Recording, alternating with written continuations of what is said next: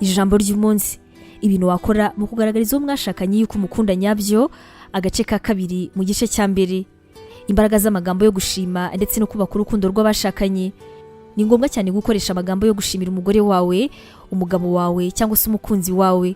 Ushobora kuba uyakoresha ariko ukayakoresha mu buryo busanzwe, ariko kandi ugomba kuzirikana yuko hari ubundi buryo ukoresha bujyanye n'amarangamutima yo mu buryo bw'urukundo. Soma Imigani igice cya 18 umurongo wa 20 ndetse no 21. Haragira hati, ururimi rwiza ni rwo ruhaza inda y'umuntu, kandi amagambo meza yunguka niyamuhesha guhaga. Ururimi ni rwo rwica kandi ni narwo rukiza. Abarukunda bazatungwa n'icyo ruzana.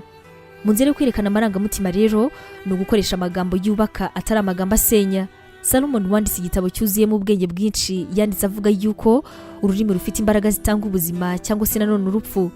Iyo witegereje mu bantu bashakanye cyangwa se bitegura kurushinga, usanga bamwe batarize ibijyanye n'izo mbaraga zitanga ubuzima cyangwa se zikica. Izi mbaraga zikaba ziboneka mu magambo yo gushima umwe ku wundi. Gushima bifite imbaraga nyinshi cyane mu bwumvikane hagati y'umugabo n'umugore. Hari amagambo agezweho kandi afite imbaraga mu gushimira.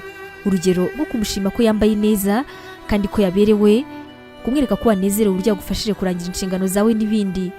Urugero, yagutwaye ku kazi kandi wari usanzwe utega bisi, yagufashije gukora uturimo two mu rugo, ndetse ushobora kumushimira ko yanarangije inshingano afite mu rugo. Yishyuye umuriro se niba mufite mu nzu yanyu, wanamushimira ko yatetse neza, ko mu nzu hatunganye neza, urugero nko muri salo cyangwa se mu gitanda.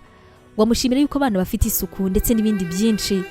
Ubusanzwe intego y'urukundo ntabwo ari ukubona ibintu ushaka, ahubwo ni uburyo ukora ibintu mu buryo bwiza ku muntu ukunda. Niyo mpamvu iyo wakiriye amagambo meza yo gushimira, bikongerera imbaraga zo gukora ibindi bikorwa ko mwashakanye. Kongerera mugenzi wawe intege abenshi birabagora cyane, kandi ari ikintu cy'ingenzi ku bashakanye cyangwa se ku bantu bakundana. Ntabwo ari amagambo yo kumushimira gusa ugomba kumubwira, amagambo amwongerera ibitekerezo mu murimo akora, nabyo bituma agira umurava mu kazi akora buri munsi, atari ukumuca intege cyangwa se kumatira gukora ibyo wowe ushaka yuko akora. Amagambo yerekana yuko mugenzi we ari nyirabayazana mu kibazo kiba cyavutse. Nangira nakubwiye yuko ushobora kuba ubikora, ariko ukaba ubikora mu buryo busanzwe, atari mu buryo bwo kumugaragariza amarangamutima y'urukundo umufitiye. Imana ibaho umugisha. Ubu butumwa mwabuteguriwe kandi mwabugezwagaho na Nibintije Evangelical Ministries International, ariyo magambo ahinnye izwi nka NEMI.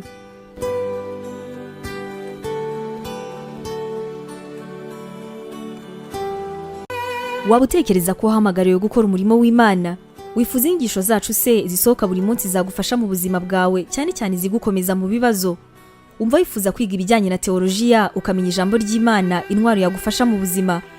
Duhereye kuri iki kibazo cya nyuma, niba igisubizo cyawe ari yego, ngufitiye inkuru nziza cyane. Iyi nkuru nuko tugufitiye ishuri rya teolojiya kandi wigira ku buntu. Mu ishuri ryacu harimo porogaramu zitandukanye zirimo nka pastoral studies, aribwo buryo wakwiga kuba umuvugabutumwa mwiza cyane. Tugufitiye kandi biblical studies, ariyo masomo atandukanye ya Bibiliya, ndetse na Christian counseling, inama za Gikristo zifasha gukomeza imitima.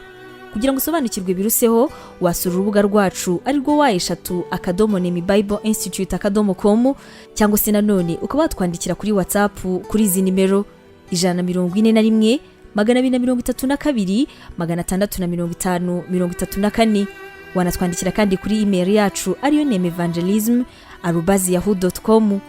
Imana iguhe umugisha.